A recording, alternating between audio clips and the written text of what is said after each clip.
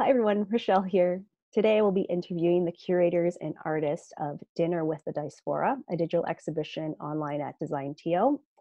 The curators and artists will be taking me through their virtual exhibition, which is a dining room, and they'll be sharing their narratives and stories about the pieces and works that they're presenting.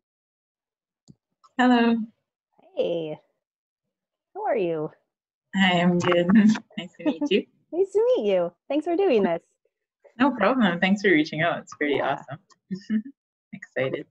Are we waiting for more of your colleagues and artists? Yes, Okay. Rosa and Boris, who are more so the ones that really initiated it and then came to me, and I'm helping them out. So, Good. Yeah. More the merrier. Yeah. I was just realizing like this will be my first Zoom interview with more than one person. So I'm excited to see how this will flow out. Yeah. Hey. Hello. I'm a little bit late. That's okay. We're just chatting. Nice. Chatting. Sweet. Yeah. How is everybody's day going? It's beautiful. It's sunny. I'm excited to go out and do a quick, crisp walk, you know? Yes, totally. Unlike Zoe, every single time she's in a tank top. Yeah. Probably also sunny out, but just warm. Maybe. Yes. She told me where she was. I'm like, what? Yeah. Oh, Yep. Great. I think it's actually just going to be Boris joining us. Okay. But yeah, it's just Good. we're here. Thank Yay. you for giving us a show and organizing this. It sounded really interesting. I was like, I gotta know more about this. I want to see. Thank you. I want to see. Yeah. So just so you know, because I forgot to tell the other architect I interviewed this morning that I'm recording this. So I'll probably splice it up and edit it and then put it on my blog, and then I'll share it with you guys. Yeah, sounds good. Spice it up. Okay. Yeah. Sounds good. Yeah, how should we Did you say Boris is still coming, or should we start with I just messaged him. So we'll see. He said he did also, like, one of his cousin is having like a virtual wedding or something. So there's we'll see. Okay. We can start. Yeah, I think we can start. I think he can chime in when he. Yes. I was just telling Zoe that I'm like, this is the first time I've done an interview with more than one person. So I like the dynamic of we can just bounce off and have discussions and just see where the conversation goes. Totally. Yeah. 100%. Yeah. So I think my first question is, can you guys give me a little bit about your backgrounds and then how you guys came together? Yeah, totally. I guess I can start first. So Boris and I both kind of, okay, let me backtrack. Earlier last year, I started this community called Cool Objects. And it's basically a space where I host interactive creative workshops. I started it with in person, and then of course, pandemic happened, so everything went to this virtual platform, which it has grown in a very significant way. So through that, I've met many people, and Boris, who's not here yet, is one of those person that reached out and was like, hey, I think what you are doing is super interesting. Do you want to connect and see how things go? Or like just connect. And we did, and then kept in touch. And then this opportunity for this project came up, and we're like, we wanted to do something together. So we sort of came up with this idea, and then that gave me the opportunity to bring in other artists like Zoe, who I met back in Toronto through a friend who is from the same island, both island gals. And yeah, since then we just, we just kept in touch. And like Zoe is well versed in the Canto culture with the hot dog buns and the lemon tea and just the food culture, and she's just a ray of sunshine. And so I have to just bring her in, and a few other artists are also dear friends of mine that just sort of came to mind. So I don't know if that answers your questions, but It's I very guess organic. It's just, yeah, yeah. I guess to summarize, I'm an artist and a facilitator, and I like to bring people together. And so this was one of the project and platform that I did that with. Wicked. To Zoe. Yeah. I mean, wait, can you? Okay, I don't know what to fill in. That's the only thing, because I feel like she just basically said everything. So I'm like, what else do I need to say?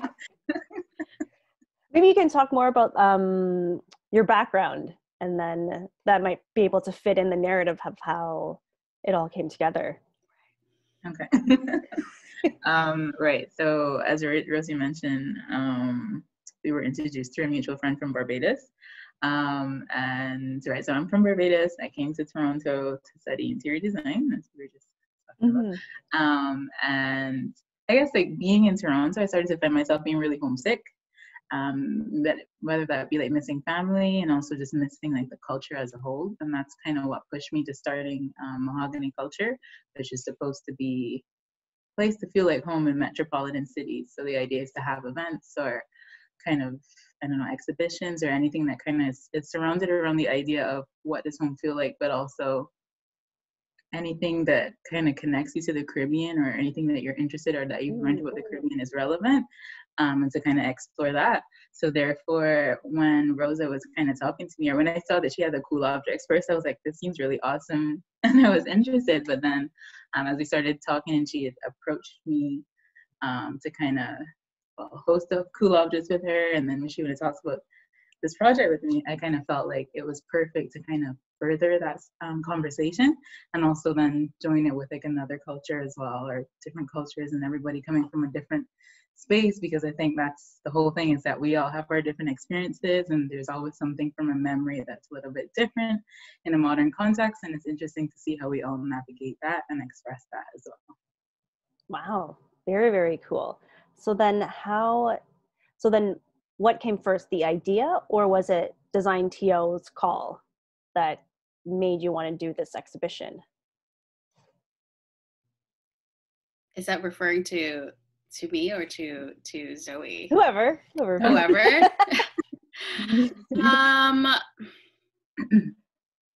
Could you repeat the question again? Yeah. So a little bit.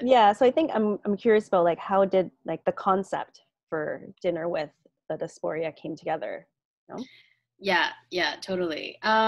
It's definitely, I think what had happened last year with the Black Lives Matter movement and just a lot of a lot of friction in like social justice and like human rights issues, and a lot of like just, I feel like it kind of prompted us to be in this like reflective space, all of us, on top of it being a pandemic. And so I feel like the topic of cultural identity, like constantly is just like resurfaces a lot throughout, like, heavy topics, but also like, day-to-day things.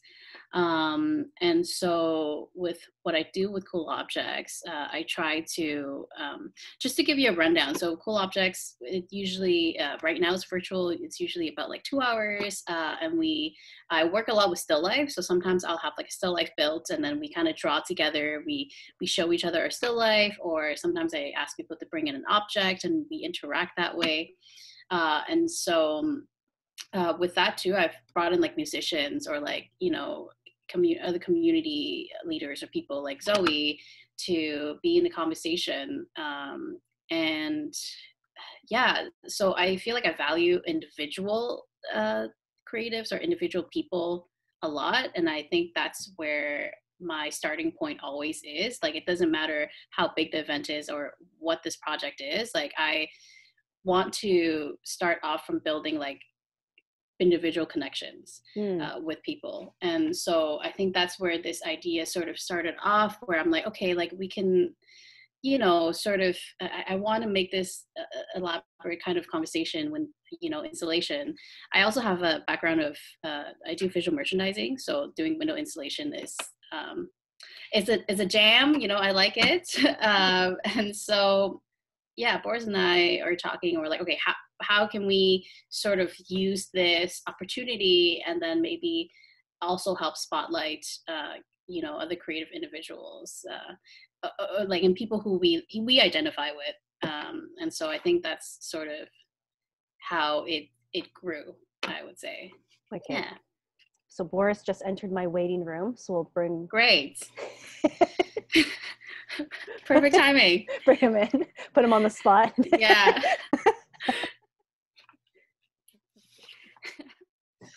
We were just getting a little bit acquainted on everyone's background, so it's good that you just joined. Cool. So we're going to put you on the spot. And so why don't you tell me a little bit about your background and how you came into the cool objects, I guess, family? Oh man, where do I start? I think I kind of talked about this previously when we were kind of like doing our own little internal, I guess, like regroup meeting with like the other participating artists and everything. There was a period of time where I think it was probably in the beginning of the pandemic or so. I think that I hit a moment where I kind of didn't really feel like I understood what it meant to be like a Hong Kong Chinese living in Canada. And you know, I immigrated to Canada when I was 5 years old. So it's kind of that weird mix. Like I think a lot of people kind of say like you're not really within like you don't really represent like that Western culture, but at the same time when you go back to your motherland, you're not kind of very within that culture too. Mm-hmm. And so trying to find that identity was kind of something that was like on the top of my mind in the beginning of the pandemic. And then I came across cool objects. And then randomly I was just like, I reached out to Rose. I was just like, hey, like you're from Hong Kong. Like, what's up? Like, can we just chat, start something, like start a conversation or whatever? Because I think I personally don't really know a lot of creatives, whether it's artists, designers who have roots in Hong Kong. And so to be able to kind of like share that connection with somebody kind of made it really interesting, because it was like at one point you feel really connected with certain things, but then you also get a different perspective because at the end of the day we kind of grew up within very different environments even when we are in Toronto, and then participated in one of the events, and that's kind of how I met Zoe afterwards. And I'm just like, holy crap, this girl was also in Toronto but then moved back home. And then I think there was just a lot of like those creative conversations that came about, which really stimulated me, because I think everybody at the end of the day, at least during that time, was exploring design, their creative practice within the realms of kind of like finding that personal expression of who they are as an individual and who they are in relation to their culture, to their roots, to their traditions through the pieces that they're developing. And so that's kind of how a lot of things started to happen. And then, you know, now we have Dinner with the Diaspora. So. So that's a good segue, because Rosa just finished talking a little bit about the concept. So can you describe that, the concept? Oh man. So I think for myself, at least personally, the story, the whole reason why this project kind of started was, I think there was you kind of saw in the news a lot of times where minority voices, BIPOC voices weren't really getting heard. And then you see BLM, then you kind of wonder to yourself, like, what is my role in relation to everything that's happening? And I think I definitely fell victim, not victim, but like fell to that that group of people who are just like, yeah, I support you guys. Like, you know, even though like I was probably never somebody who was very vocal about those incidents, those things that were happening within that particular group of people during that time. Like, I think now that on reflection, I was definitely one of that group that was kind of just like, oh, let me like reach out to this person. Let me like talk to this person, without kind of really understanding like the nuances of the relationship that actually it entails when you kind of like start those conversations, and even just kind of what it means as a designer, as a creative person who's exploring identity, and kind of just like the inherent stigmas that are, you know, present within kind of how society is constructed. And so the project kind of started where it was just like, yeah, we want to like showcase BIPOC voices, their narratives, and kind of how we want people to kind of like celebrate who they are as an individual, and then kind of also bring that story forward. And probably it was like, I think probably like 2 weeks ago now, a week and a half ago now, Rosa and I got back together and we're just like, hey, like, does something feel off? Like, you know, like what is it? And we couldn't even put it to words. And then we just started talking. And I think a lot has definitely happened even for ourselves in terms of like how we position our, you know, us as a person in relation to everything. And I think along the way, surprisingly through work, I had a mentor who kind of like kept on championing this idea of like, you know, we're in design, we're in consulting, but at the end of the day, it's these relationships that we have to cultivate. It's the idea that we need to take care of people, not you know, not only the clients, but like our internal team members, to make sure that everybody is feeling good about the thing that they're working on. And then kind of that's kind of how you know, Dinner Diaspora spun from let's showcase BIPOC stories to, hey, like, what are we actually doing with the project? And this whole idea of like support and trying to redefine what home means when a lot of people during this pandemic with the lockdown measures and everything who can't go home, how do we still provide that same type of emotional support, creative support in a time where it's not very accessible? Which is crazy to think of, because like, why would home not be accessible? But that is actually the case with kind of how things are right now, where people can't even visit home during the Christmas holidays, for example, right? And so that's kind of how now the idea has spun off into this concept of like, what does support mean? What does home mean? And even digging deep within ourselves and thinking that like, hey, have we actually even been doing that for the participating artists themselves? Have we been supporting one another as creatives, and have we been able to kind of champion that that concept to everybody? And how do we even extend that to people who are just coming in for the first time? Hopefully that's the same thing as kind of what Rosa told you, but at least like for myself, like after kind of internalizing how everything is going, it's become like really internalizing, like, yeah, like how do I actually just take care of people with the things that I create? And thankfully that thankful that, you know, the concept of the project is also something that is helping me realize a lot of those gaps within what I'm doing wrong and where I can improve on. So yeah. Beautiful. Zoe, do you have anything to add? Myself or Rosa? Zoe? If she has anything to add. To be honest, no, I think they kind of explained it well. I mean, it's their, as I said, it's their idea, and I found about it after they would have conceptualized it. But I do really feel as though they did make like really, it was great to be able to have that space to express myself as, you know, they're not Barbadian, so, you know, I'm able to express myself, and there's no, you know, well, this is what you should be saying, because I've had that, you know, in school where I'm talking about my history and my culture, and I'm being told like how I should express that. So it was really nice to have that experience where I had free range to really tell my story, and then learn about other people as well. So I think in terms of like participating in that feeling, I think that really added to it, and that added to the feeling of community and also diversity, which you have in Toronto. Mm-hmm. Mm-hmm. So I was trying to find, is the exhibition up online? Do you guys want to share it and take me through it?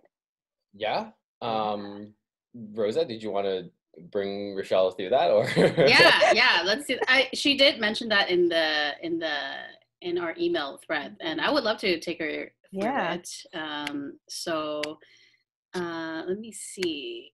Okay, I can share my screen. Mm-hmm. So I will actually looping back and wrapping up what we were just talking about. I think what we had realized, or at least what I had realized, I'm like, you know, like being a diaspora means we're away from our homeland, you know, so the definition says. And I felt like in this case, just to reiterate what Boris has sort of said, is like home in this case is a place where we belong, and that's it, period. That, like, not like, yes, spotlighting our heritage and our culture, but also just at a place where we belong. And so that's why with this project too, it's sort of just wanted to, first of all, have a chance for everyone to like really express who they are just as individuals, and then put it all together to see how, you know, it sort of coexists. And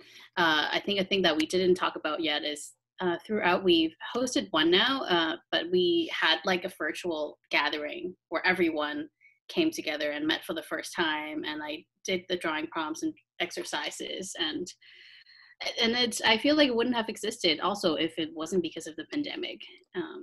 But anyways, let me share my screen now. Also, this virtual installation is rendered by Zoe, so she has a huge part in this whole project. So she basically made our digital part like real. Yeah. like we there are a lot of things that kind of happen in between, and we you know, unfortunately had to pivot away from the other side of like the physical installation side for the window installation. And so like I mean like props to Zoe for just pumping the virtual exhibition up, because like if we honestly didn't have Zoe's part and help with it, it would have just like, okay, cool, we're not like, this project is being taken off from the DesignTO website now and everything. So totally. Yes. Okay, so I'll take us through the website here. And the website is programmed by Boris. So I kind of lucked out with the dream team over here. This is what I'm realizing as people are transitioning to online. It's like they actually need different skills now, like a different skill set. Like they're actually building web pages and trying to figure out how to embed things so that it makes sense for viewers to experience. So totally, I think, you know, DesignTO going digital and distant, it's pushing our industry a little bit to think a little bit beyond just immersive space in real life product. 100%. Yeah. Actually, like, how can you now allow somebody to see your site or to see your products all the time, like online all the time? So yeah, it's very easy. I mean, like, you know, when people can kind of meet in person in a physical space, it's very easy to kind of be like, oh, that's the norm of how we should be engaging with creative practices, right? You know, you go to a gallery, you go to a show, and that's like how you meet people and how you go about just learning about these things that people are doing. But there was always kind of like that push to the digital. But I do at a certain point, and I have a friend who works at like the TDR gallery and everything, and he was saying how all the art auctions are moving to virtual, and like people need to figure out like, well, how do we get people to still buy the pieces of art without being able to touch them? And I think it's the exact same thing with DesignTO, where it's just like there was always this element of like, we need to think about the digital, but the pandemic kind of like accelerated that thinking, and like, hey, we actually need to do it now, because for example, within our Diaspora, if we don't have a physical installation because people are, you know, technically supposed to go out after a certain period of time, how do they even like come in contact with all of these things, right? So yeah. Yeah, so I'll let this loop in the background one more time. Okay. And so essentially, it was supposed to be a physical installation at Daniel Spectrum. But now, since it's virtual, we've sort of like just built it into a room. And basically, this would have been what the actual installation would look like. But on top of that, what our original intention was, so if you were to see this in person, and I'll take you to the other pages after, but if you were to see this in person, what we would have wanted you to do was then to come into this website and then interact it with in a way where, so now you can see people that, all of us that were part of this. And Zoe, if you're okay with it, I'm just gonna click into your profile and yeah, cool. So you can see everyone that's a part of this, and what we would have wanted you to do while you were looking at the installation was to go into the artist's page, and then you'll get to see the physical chair in this case, but also their words on the piece and a little bit about them. And then the sound part comes from, so throughout this whole process, we've met up with them individually to help, I guess, foster their idea and like this connection, and to just kind of like support them along the way. And so this, the the recording is supposed to be what I take from those conversations. And then, so you really get to hear exactly that artist's creative process. So is it okay if I play your yours? Cause Let's do it. Sure, it's Let's fine. do it. or you don't. No, you can do it. It's fine. Yeah. Okay. Okay. Let me just make sure my sound is shared. And you And know I think what? even like when we were thinking about like the physical installation, when we were like conceptualizing everything, it was like we actually wanted people to like sit in those chairs too. Like the whole point of having the physical installation is not just, oh hey, you know, take a look at it, you know, touch it, and you know, let's be on our way now, and onto the next window installation or next show. But like I think a big part of even just like this whole idea of like the dinner table where a lot of the conversations are happening, it's not just let's, you know, be apart and like let's look from a distance what this is happening, but we wanted people to even just like, yeah, like sit on these chairs, be, you know, present within where you are, and actually feel that you're part of the you're part of the conversation too. And I think a lot of people generally don't want, you know, people touching their chairs or pieces or whatever, but I think that physicality of the show, when we were first conceptualizing it, being able to touch the piece, hear, you know, words that are being spoken from the creators themselves, and actually being within what that dinner table is supposed to encompass, that's what was very, I think, like what we found where it was very unique and special about the installation itself. Totally.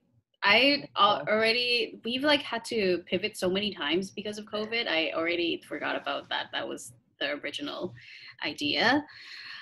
But let me play Zoe's audio for you, and then we can look at the chair. And I'm going to bring us back to the physical installation so you can listen to it we can all listen to it while looking at the virtual installation. Cool. Okay.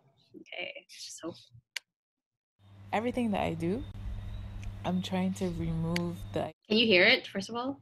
Yes. Yeah, okay. Ooh, no, I don't want to hear more. I'm trying to remove the idea of this very nuanced perception of what Caribbean culture is, to broaden the identity and the conversation around what it means to be a Caribbean person, pushing it further than beaches and roti, and not saying that there's anything wrong with these things, because these things exist, but just making space for your Caribbean identity to be more than what's being projected currently. I find that, you know, chairs in a Caribbean household are very, and not to say not in every household, but you know, they are really important, because when you have mahogany chairs, you know, you're proud of those chairs. You upkeep those chairs. You don't want them to get scratched. You don't want them to, if they're broken, you get them fixed, you get them polished, you get them cleaned up. So I think that that's also why it's such an important memory, because you know from when you're younger, those are not things you play around with. Those are not things, you know, that you can mess up, that you can break, that you can, you know, paint on, stuff like that. So I think that's why I also hold them to such high regard, because of that respect that you learn from when you're younger about these chairs and this furniture. And we're proud of it. You can ask anyone that has a mahogany piece of furniture that there's most likely a story behind how they acquired it. And that in itself is a piece of intangible culture.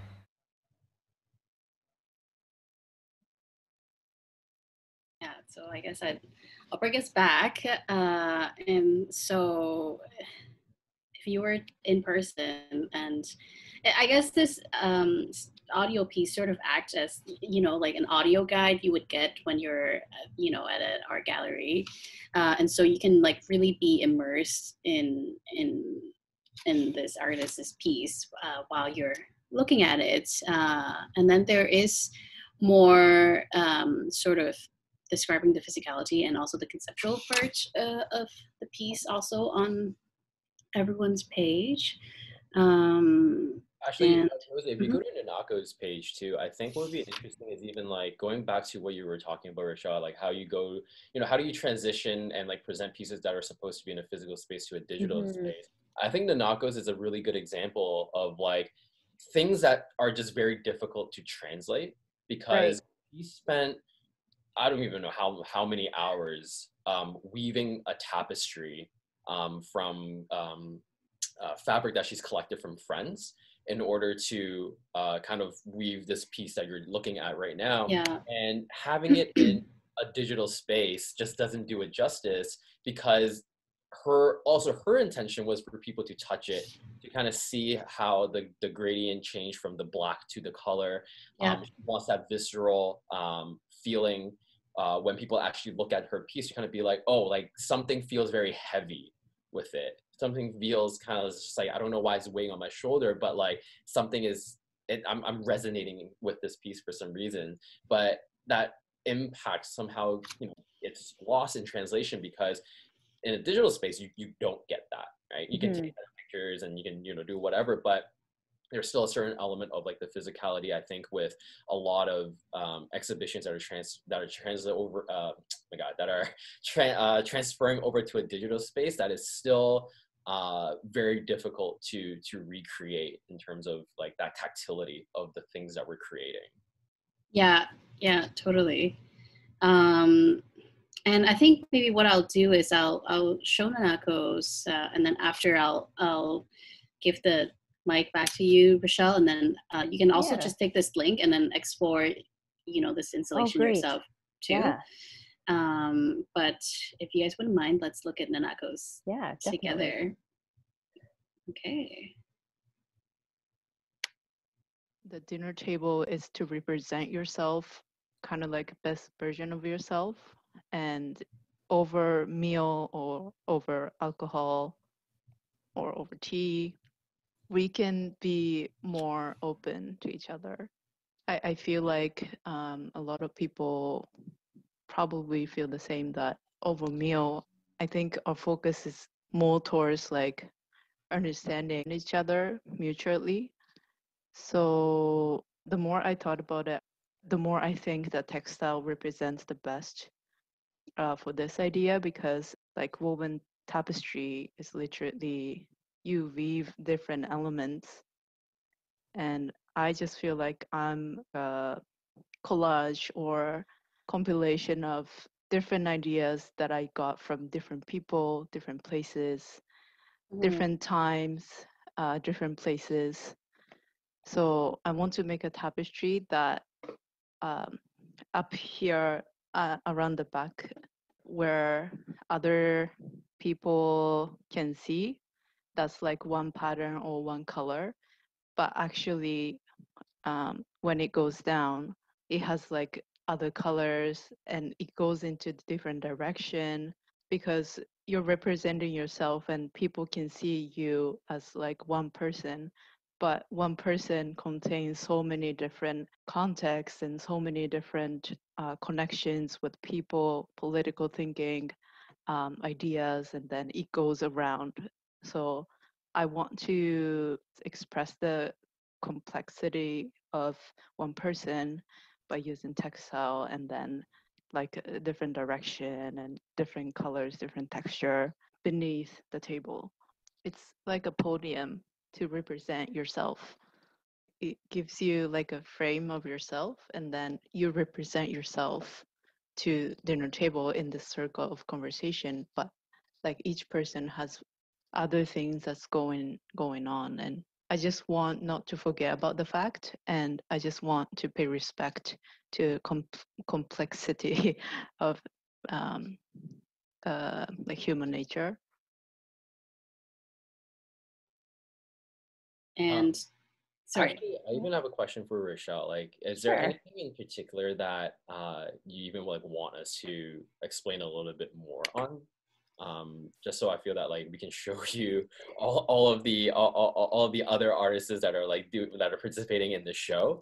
But like if there's anything in like particular that you kind of like wanted to learn more about, or you kind of wanted us three to talk a little bit more about, like feel free to do that too. For sure. I think for me, I'm realizing the amount of, layers that are in this exhibition, right? So the chair is just one way of representing an identity or a past for somebody. And then the recreation of it in digital is also creating a new complexity in terms of what does that mean for the viewer. And then on top of that, it's like the story, not of the chair, but of the artist coming with their perspective, which I'm finding very interesting. And then the whole thought of now that it's presented, like, Rosa, I loved how you were like, let's listen and then let's go into the exhibition. Like, those are things that wouldn't be natural for a visitor, but now they have these almost prompts of like, oh, this is how I should be looking at it, not as a singular thing, but actually layers of content on top of it. So I'm quite impressed of how this has all come together in a digital sense, because, you know, a lot of people are struggling to figure out what do they put, how do they represent it. It's like, you guys were like, we're going to put all the content on. We're going to do an interview so people can hear it, right? We're going to do a walkthrough so people can see it. We're going to give the story so people have a background. So it's actually really well done. I think for me, in terms of, I'm curious about the process, right? Because you guys were talking about before, it was supposed to be a real space, and then it didn't end up being that. But then it seemed that the artist did create the chairs intentionally thinking it would still be in a real space, right? And then you guys had to render that for the digital, but then like, how did you put it all together? Like, to me, it's always like, this is a huge puzzle. So how did you guys put it together into the form of what we're seeing now? And what was that process like? I can take a stab at it, Rosa. Okay. You muted yourself, and Zoe. Honestly, I think like there's one perspective that both Rosa and I have for this project, and then Zoe, who is working more on like the virtual side of it. I think she also kind of has like her own separate narrative that I like. Zoe, feel free to chime in whenever. I would say that exactly kind of like what you said, Richelle, that there were a lot of layers in terms of like, how do we translate, you know, this thing from physical to digital, and what content do we put on the website? And, you know, is the website doing all the pieces justice? Where do we put this, you know, interactive exhibition? I think what was very, what really helped us get through a big part of like, you know, do we have enough content or not, is that when Rosa and I began to talk about like how we even want to present the physical space, we were already thinking about, we don't want this to just be a window installation. We want people to be able to, I think at that time we were thinking of like scanning a QR code, and then it changed to like, well, can we dial a phone number so that it feels like you're having a more intimate conversation with, you know, the artists who are actually talking about their pieces, to you know, really kind of bring out the different layers of like, there's a chair, but it's not really about the chair. It's about the entire space that's created.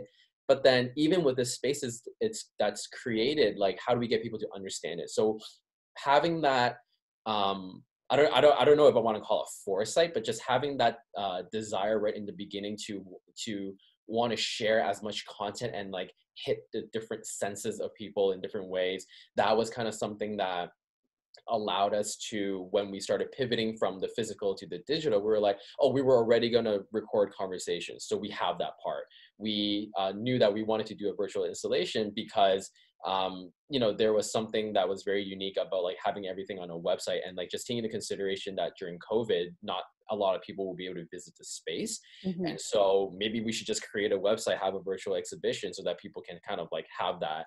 And I think a lot of other shows in London and New York, they've kind of already started experimenting with that.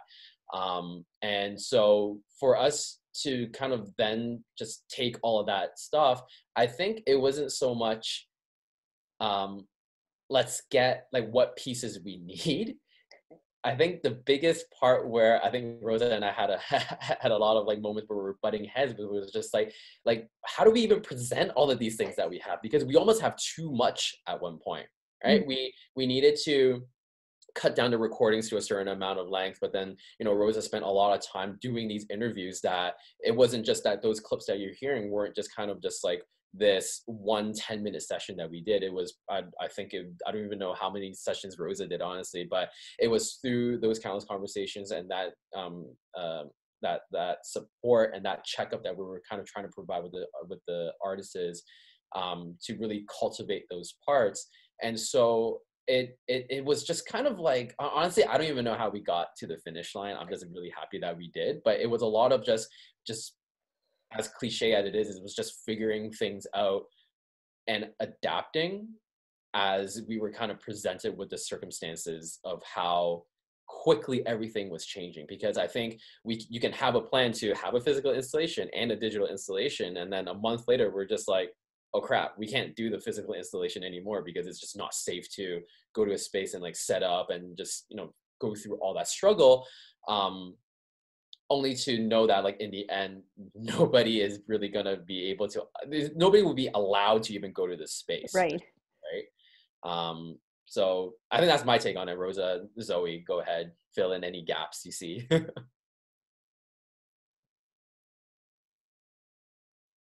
Oh, Rosa, you're on mute if you're talking. I don't know. Sorry, could you repeat what your passing point? My passing point? Yeah. Oh, like just like it was a lot of just like figuring out the puzzle, right? Like we have all of these. You were going with the flow. You were just like adapting as things were coming up. Yeah. Yeah, I wouldn't even call the sessions interviews, and I honestly, if anything, as much as possible, I stray away from that. And I hope Zoe feels that way. I honestly just checked in with everyone, and there were times where I was just like, hey Brian, do you like just want to watch a movie or something, or like, but it's also that too, and which is what I don't want to forget. And then I'll be like, oh, and how's your chair going? You know, I didn't want it to just be like, oh, like your chair. And so I think for me it was more about that, but also in general, I think that's a value that I hold very dearly, is that like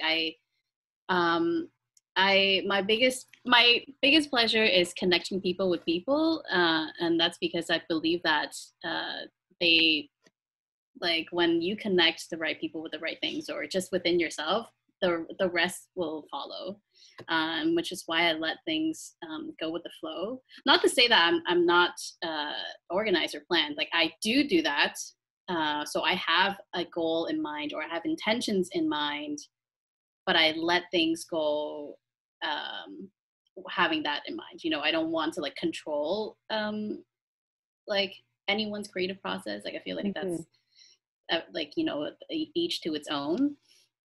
So yeah, I think honestly, like, Boris and I have had to, because we're so different in that sense, I think in some ways we definitely helped each other grow a lot, because I feel like I had to let go of certain things, just because I'm like, it's not, nobody is better or whoever, but it's just like, in this case, we need to coexist. We need to come to a meeting point, but I'm here and you're here, but let's find a way, you know? And so not only with that, but I also feel the same with the exhibition. It was like, with COVID, everything was just fluctuated so much that you have no choice to control anything. So, yeah, but also tying it back to it, this literally would not have happened if I could talk about it as much as possible, and I could like try to piece everything together, but without everyone's effort and like without them participating, like this literally would not have happened. So, I see everyone as like equals, if that's even the correct term for it. But even though, you know, we sort of curated it, like, I think everyone took a big part in this.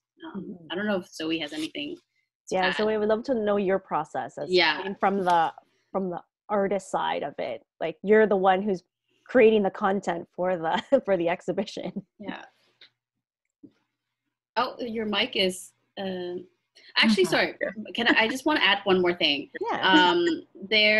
So with the chairs, so Brian is from LA, so he actually shipped his chair. There's actually this box right here. No way. Right here. Did it actually come in on time, like everyone else's packages during COVID? Right? It surprisingly did. I was genuinely shocked. Anyways, and then, oh, Zoe, you didn't know this, but your chair is right here now. That's amazing. It lives with me. But another thing to note was that, so Brian had shipped his chair here, but with everyone else, there's also like figuring out logistics of it, because Zoe's in Barbados and it was crazy expensive to get things shipped here. And then Ivy's in London. So Nanako was the only person who was in Toronto. So I was sort of like the surrogate mother of like Zoe's chair and then Ivy's chair. I feel like anyways, back to Zoe. So there was real chairs, which is kind of cool to know that there were actually real objects. They are very much real. Yes. Yeah. I want to add more to that experience too, I guess, in terms of being an artist, but having like Rosie make the chair. So it was really interesting because and that's the thing too. So for me, when I do stuff, it's in my head and I just like do a little sketch. So the first thing is, how do I convey like what I'm trying to achieve to somebody else? Which I think also those interviews and those conversations really help, because I think Rosie kind of understood like my intention. And then also having like these Zoom calls where she's like working and she turns it and I'm like a little bit more and she's like, yeah. And I'm like, okay, maybe you tell me because it's Zoom so I can't see the detail and I'll send the picture. And that honestly was it was really cool. I'm going to say it was a very cool experience. I don't know how it was for Rosie because she's the one like building it and I'm kind of. So the curator became the artist. Yeah, it's almost like building something digitally, but not actually building digitally because I'm seeing it come to life like on a screen, but it's different because a person is making it on the other side. So first, thank you again. I'll say that here. But also I think that's a really different experience that maybe I guess some artists have done something like that in the past, but to me, that's still very unprecedented. So I think that's a big part of like the layers of how everything did fit together. And then in terms of building a digital exhibition, especially because I have worked with like building digital exhibitions in the past, but working with it and then dealing with other people's artwork and having to, I guess, like realize that in a digital platform and to the best of your ability, especially with Nanako's chair, as Boris was saying, that's something that's not easily translatable into the digital platform. So trying to look at it and say, okay, how can I best showcase this, that the feeling, the intention, the colors, everything is there. People can experience it that way, but still dealing with a program that obviously has limitations. So I use SketchUp, and maybe you do know that, and basically just using different plugins and everything for each person's chair. I approach differently, kind of just look at the chair, look at each, kind of study the photographs of it, ask any questions that was necessary, and then I would just kind of keep building and seeing how it goes. Even with the Nakos, I did like a few different options until finally I could get the textures oriented correctly and it draped as good as possible that it looks like it. That was very interesting experience. And then in terms of then making the animation, and that even was another thing in terms of what's the best platform, what platform works easily for different people's computers. So we did have different, you had to pivot that way as well. But so when we ended up doing the animation, it was, okay, I was trying to think, how do I make a view as well that people can feel as though they're there, but also be able to capture the full feeling of the space. And not everything is realistic human eye view, because you want to also experience that. So what's the most impactful way to showcase all of the work and also then the feeling? So then we said, okay, we'll put it in a space, and then the space is like representative of the colors, cool objects, dinner with the Diaspora, and just the whole concept in itself. And yeah, so it was, everything is a building. It's like you build it 2D, then you add the textures, then you say, okay, we're gonna animate it. You add the light and you add different elements until you say, okay, this is kind of a feeling. It's obviously not the original feeling, but it's a feeling that represents the story. Yeah. Wow. Yeah. Yeah, that's actually very, I'm thinking about it, like, I think, like, what Zoe was saying in terms of, like, it's like building a building. I'm just like, even this project itself is like, trying to build a building, and then, like, halfway you demolish, like, the right wing, only to, like, rebuild it, and then realize that the left wing needs to be demolished, you build something else. So it was just a constant puzzle of just, like, what are we taking apart? What do we need to build? But, like, how do we still stick to, like, the blueprint of, like, what the entire, exhibition and everything, conceptually, at least, what it should be. So it was a very definitely a very interesting process. Like I don't even know how to put it to words, honestly, other than this, just like, thankfully we had people, like the six of us came together and just like somehow made it happen. Like everybody was, at certain points in different times we were aligned with like what the goal was, and then just trying to figure out like when things needed to be demolished, like, okay, like what do we do then if we do demolish this thing? And kind of like to Rosa's point, it was just like, yeah, like I think everybody has very different styles of working, and so even just like when you have two very different people who, you know, work in a very different way, and even for the artists themselves, when like, you know, Zoe had to get her piece to be built digitally, there's all of these new things that we're trying, and it's like the experimentation in between these relationships that are kind of being built, and just trying to figure out just like what sticks, what doesn't stick, and then just working with those things. Yeah. I wanted to add one more thing. When you were talking about your experience, Zoe, I had only realized now how actually it's only specific to you. We had this like mutual trust, because honestly, I was in my backyard like working on her chair, and I would be like, yeah, like just like a little bit higher, and then like drip it here, like. But it goes the same with like this virtual installation, where at one point, literally, we were so close to like having to publish it. I was like, Zoe, now that it doesn't have to be, because originally we had rendered it to Daniel's, like to the window display that it was supposed to be in.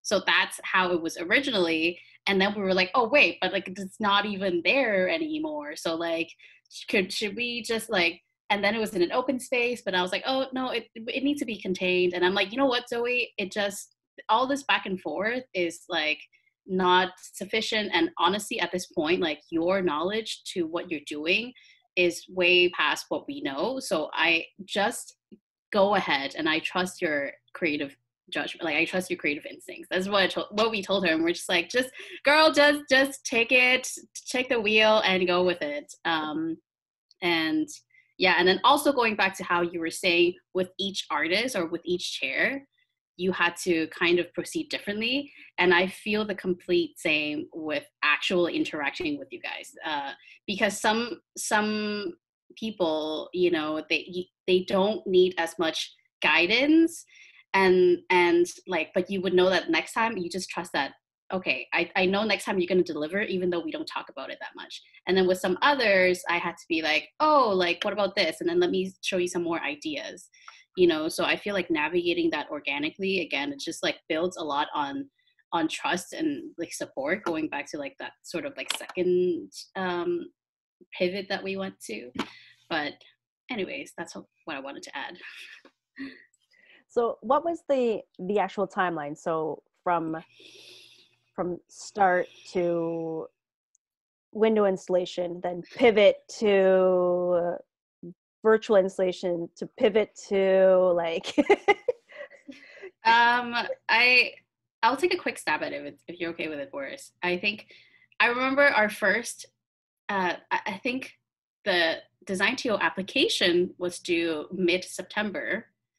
Right. And then so we came up with the idea, submitted it, and then I think it was like a month later, about maybe 2-3 weeks later, we got the acceptance. But then they had to find a space for it.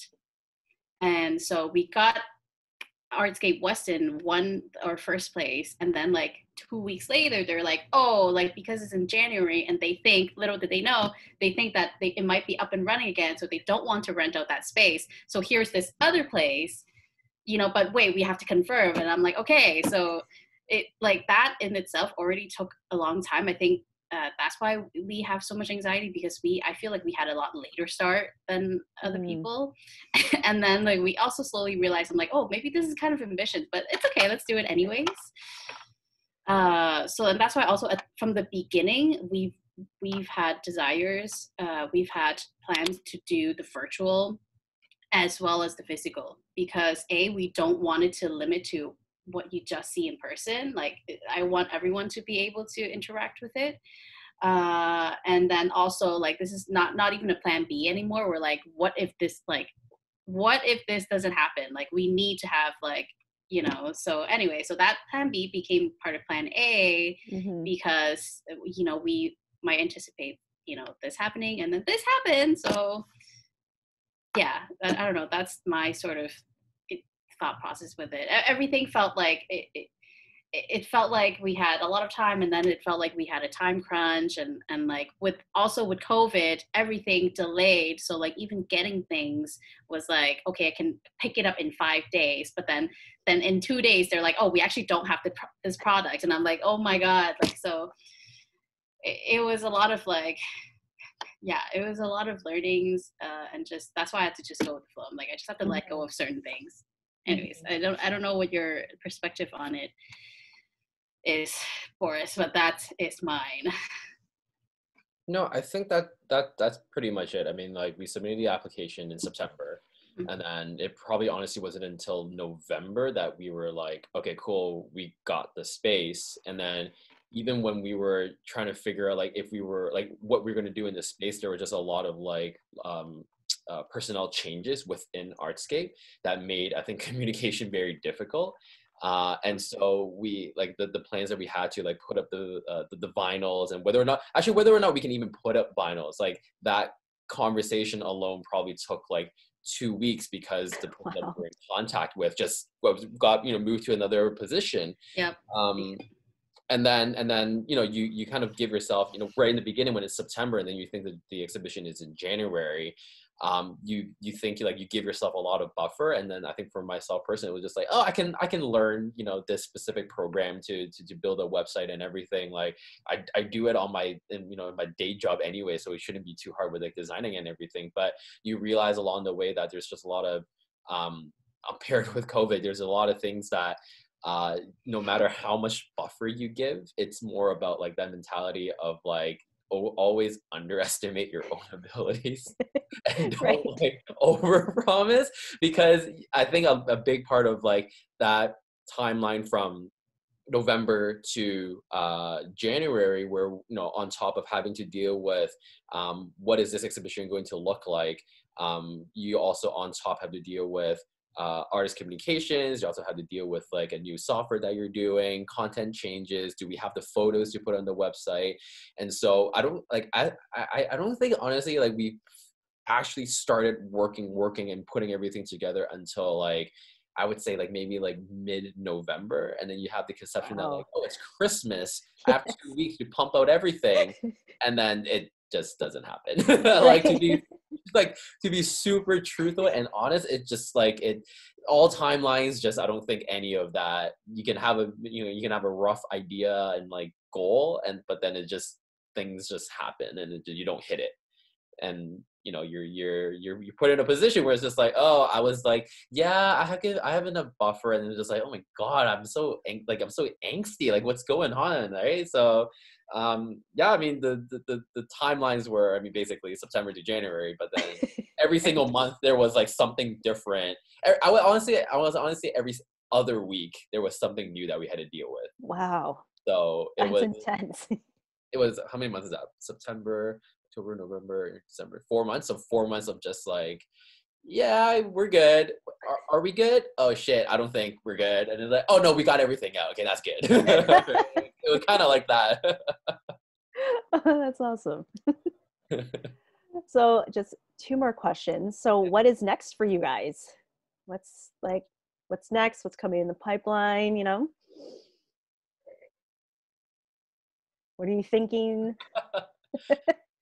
For myself, at least, my at least for my own piece, it didn't turn out the way that I was hoping it would turn out. But I think there's a lot of like because I think for myself, I specifically deal with like, or at least I'm focusing on like material research, and so I'm trying to get to a point where you know, how do you kind of craft more of the physical relationships that people kind of have with like new materials, and like especially during a time like COVID, how do people even interact with these things that they're not familiar with? So at least for myself, like I think continuing that area of exploration, but also just kind of seeing like what's gonna happen in you know, by the time summer or fall comes, because I definitely do want to put a physical show up for Dinner with the Diaspora. I think Nanako herself, Zoe probably, and Rosa, you know, between all six of us, like, we do really want people to interact with the pieces in person. And if restrictions ease up, and, you know, we don't have like 3,000, 4,000 cases every single day starting, you know, from Christmas, like, I think for myself, a focus would be just trying to figure out, like, is there any way that we can put this up somewhere, so that even if it's a limited capacity, you know, 10 people at a time in a space or 5 people in a space, I want this to actually live as a physical installation somewhere. Zoe, Rosa? I want to pass it to Zoe first, actually. Well, I guess in terms of the chair, I definitely, because it's supposed to be a series of expression with different colors and different ways, and I want to continue that, and also, I guess, dig deeper into the research behind the chairs as it relates to Caribbean history, because it's something that I kind of know, but I haven't, you know, like, done further research. And also showcase it that way as well, where you kind of see the whole history and you kind of understand that fully. You can see the whole story. So that's one thing. I definitely, yeah, that's what I definitely want to do. Nice. And come back to Toronto. And come back you guys start your stuff out over there, and I'll I think I would much rather. Or maybe we just go to Barbados. Yeah. Yes. One of our clients lives in El Salvador, and she's always just like, yeah, just come over. Like, I have like a 9-room house here. Like, the weather is great. And like, I'm just like, girl, what? Like, no. Like, come back to Toronto and suffer with us in this weather. No way.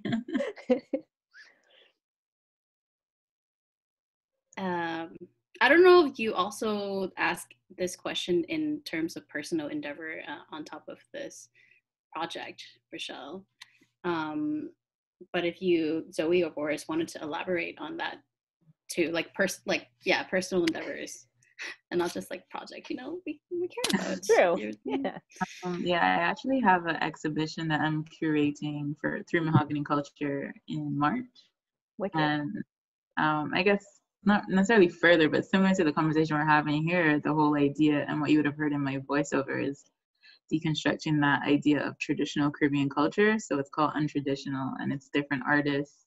One is in Canada, one's in LA. So in the diaspora as well as in Barbados, and they kind of just express what, it's not even expressing what being Caribbean is, it's just them expressing their art that has Caribbean symbolism in it that's non-typical, that you don't typically see. So, and I will be playing with like virtual exhibition experience with that as well, just because people can't really fly to Barbados. So yeah, so that's kind of exciting, and that's coming up soon. So that's that's exciting. Yeah. Yeah, I think for myself, what is it right now? January 23rd. I think in a week and a half or so, I'm starting a intensive workshop with a couple of I think like 20 other designers from across the world on kind of just like using local resources as a way to kind of just explore what possibilities there are. And so the program is hosted by this group in the Netherlands called Dutch in Virtuals. And it's I think their second time running this workshop. And I think kind of just like, I've always lacked the input and the mentoring in terms of just like what do I do with this thing that I'm doing right now? Like I'm like playing with oyster shells and I'm making a mess. My mom's like yelling at me, and you know, every single day about like the mess that I'm making in the kitchen. But at the end of the day, it's kind of just like, cool, we have something that's very very interesting material here that you can either like pipe or pour in a mold that's like a cast. But I think there's a little bit more on like the conceptual side that I need a lot more help on. And so being able to participate in that, that runs for I think like 6 weeks. That's kind of just like what's down the pipeline for myself. Yeah. Wicked. That's exciting. Yeah. Nice. Yes. Yes. Well, first of all, with this project, I am hosting a Cool Objects next Thursday with everyone here. So Rochelle, I would love Yeah, for you to come. Like I would love to see you wicked. there, interacting with, just in general and being creative. So I'll just email you Yes, after. wicked. But yeah, I guess sort of see how this. I don't know. I feel like we haven't really even publicized the website yet. So I honestly, first of all, I just want to see how people react to it. But on top of that, I would like to see this in person as well. But also, when Zoe, when you were talking about your blue chair, I just wanted to show Rochelle also what she was referring to. Yes. Oh yeah. So Oh, wicked.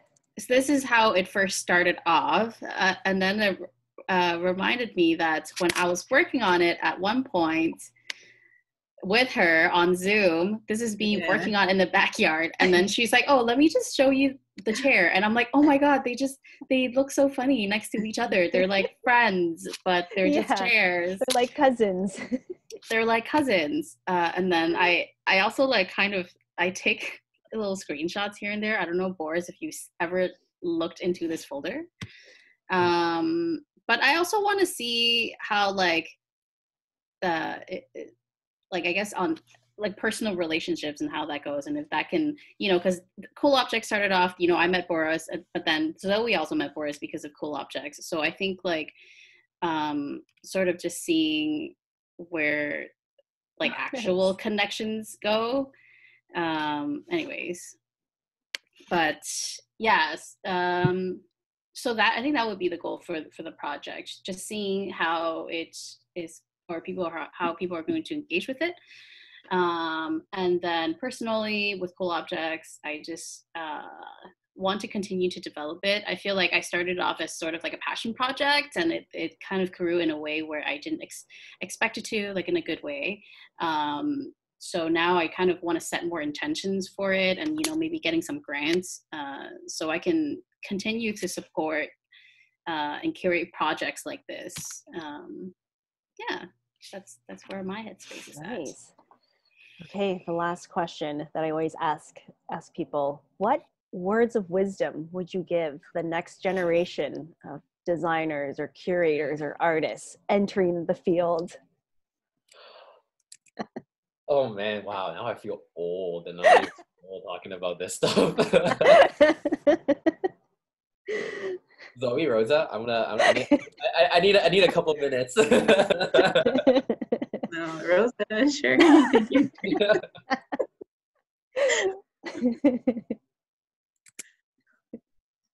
Okay, I'll go first. To be frank, I am the next generation. Yes. I think that too. And Mm-hmm. not only that, but I genuinely feel like this is the first installation I've curated. Like I've done for work, window installation and stuff, but this is the first in my artist career that I've done. And same as that, but also a lot of my own like personal art practice with drawing and painting. I honestly feel like I'm just emerging. And I fully embrace that. Like I live with two roommates, and they're both like a little bit more established, which is really nice to live with them, because like I just see what they're going through, and then I'm there, and I feel like, what, like maybe like me a year ago would have felt like I would have felt belittled, not because they would say anything, but just because of like who I am as a person, and but I think now I'm at a point where I'm just like, oh, like I kind of know that I'm at this like just little sprout, but I'm okay with it. Like I think it's just a part of it. And I think one thing that I've learned this past week, your email included, I feel like there was like just like little waves of opportunities that just came. And to be fully transparent, I'm not working right now. But I feel like that alone was a lot of fluctuation in how I feel emotionally and all of that.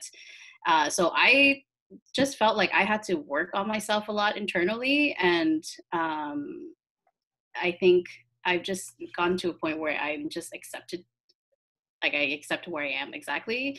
And I literally realized, I'm like, honestly, as long as you're patient and you're doing and everything honestly, the right people and the right opportunity will come, or the right people will connect you with the right opportunity.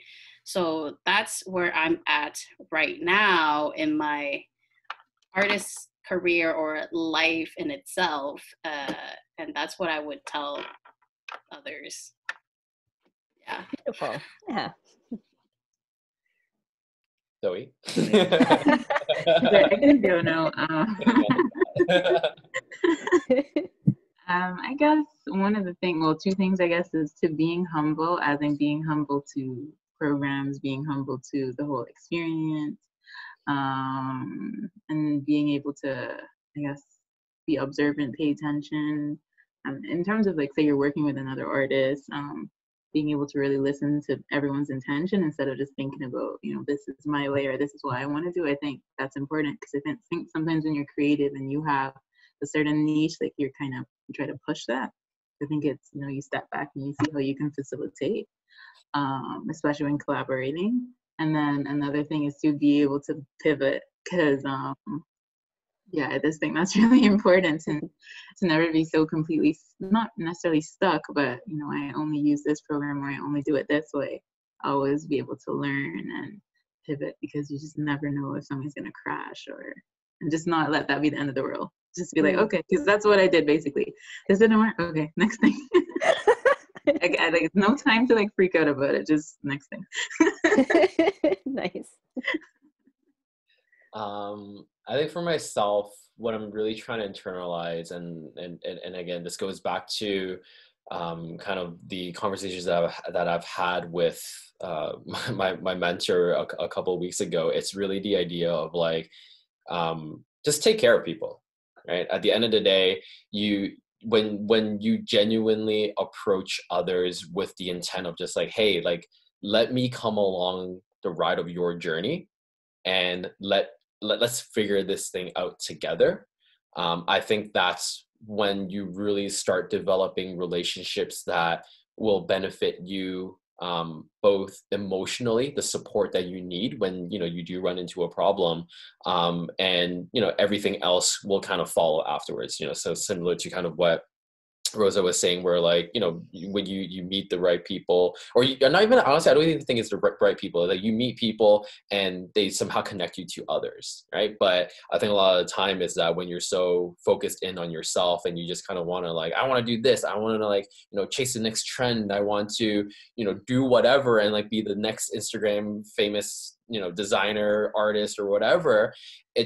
When you're not staying true to yourself, when you're not humble, when you're not taking care of people, you're not, I at least for myself, like that's kind of the trap that I was falling in. I think that's kind of why I even started like material design. It's like, oh, I want to like do crazy stuff with coffee grounds, but the end of it is just like, you know, find a thing that you're interested in, stick with it, take care of the people around you, and like, and excuse my language, but like just do good shit, right? Like have fun when you're going through the process of it, and learn as many things as you can. And, you know, the name of the game is never like, how can I get to this one goal? It's when something doesn't go your way, how do you move the goalpost so you still win at the end of the situation? It's very like gamey. It's very like, so I think sometimes when you express it in this way, some people might not be very receptive of it, because it's just like, oh, everything's just about like winning. But I think what it is, you know, you're most of the time you're not going to get the things your way, but when you're taking care of the people and you feel good at the end of the project, I think that's kind of what is important. It's really, yeah, really well done, guys. I mean, as someone who's you know, seen a lot of different exhibitions and interviewed a lot of different artists and designers, it's refreshing to see the next generation collaborate so well and seamlessly together over really difficult circumstances, right? Like, you know, this is not an easy time for anyone, but you guys have been able to do it really, like it looks seamless. It looks like it's like really polished. And I love the concepts of, it just starts with a conversation, and from there comes the connection, and from there like comes the journey and the relationships and the growing. And I think what's, what I'm seeing from you guys, which is really nice, is that you're in it for the long haul. You're not in it for the short wins, right? You know that this is your journey, this is your life, this is your career. So you're going to build it and bring people along for the ride, which is actually, it's completely different of how, my generation is, where it's just like cutthroat, get to the top as quickly as you can. You guys are like, hey, we're going to do it together. We're going to do it for the long journey, and we're going to support each other the entire way. And through that, you are able to create more, more, it's like when you have that trust, you're able just to really have that, the real collaboration identity, right? Like if you trust somebody to do something, that means that their imprint is on it, and it was meant to be that way. And it's how you're going to flow and how you're going to create. So it's, I wish that we could all meet in person and celebrate and just like chill together. So when this is all over, Zoe, we might just be coming to Barbados and just having a good time. Sit on the beach. Sit on the beach. With some Make some chairs. Yeah. No, that's actually really true. Like I think like we've all worked within an environment that it is very cutthroat, right? It's for lack of a better words, you step on others to get to where you need to be within the ladder. And I think even for myself, at least personally, you see a lot of the clients that we're working with, and they're there for a reason, but internally as the team think about it, like they're not there because of the right reasons, right? Like there's something that's very, I think, toxic about that culture when people aren't talking, and they kind of just feel like, oh, there can only be one up in this position and that's it. But I think those hierarchies, positions, they're there, but there's so much bigger things that are out there, where you don't need to be within that mindset to feel happy, to like have trust, because like maybe they got up there but they can't trust anybody, right? I much rather be in a position where I can trust people and just, like you said, go for the long haul, right? Because this isn't I wish it was a short game, but no, it's not. So like the only way that we can kind of just change our own mindset is just like, maybe there's a different approach to working than just stabbing everybody along the way, but actually just be like, yo, like let's link arms and like let's go, let's go together. Very true. Very, very true. Well, thanks guys. So I'm gonna, I'll do some edits to this, and then I'll put it up on my blog and I'll share it. My goal is to get everything up as quickly as I can, because DesignTO is just happening now. So capitalize on the hype that's around it, and then I'll let's keep in touch, because like I love to see what you guys are doing.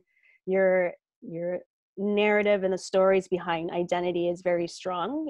I'm very interested to see how your generation starts to really work with that type of culture, because we're struggling with it right now. Like I think I've always struggled with being Filipino, born here, going home, nobody understands what I'm doing, like that identity, but at the same time, not connecting here. So it'll be interesting. I want to see what you guys are doing. So keep doing what you're doing, because there is an audience for it.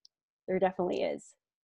Yeah, no, not to speak on behalf of everybody, but like, yeah, no, it's amazing to even hear from somebody like yourself, and telling us that like, oh, everything that you're feeling, regardless of the generational gaps or whatever, it's something that's very prevalent, I think, for individuals like ourselves who come from that background. And so knowing that somebody like yourself reached out because you resonated with that story, I think myself, Rosa, Zoe, like that's what we wanted to begin with. And so I'm very grateful, at least, that you reached out. So thank you so much. Great, guys. Yeah, I agree. Thank you. Yeah, thanks. So that's the end of the I'll call it a conversation. I don't feel it was like an interview. So have a good weekend, and we'll keep in touch. Thank you. Sounds good. Thanks, Richelle. Bye. Bye.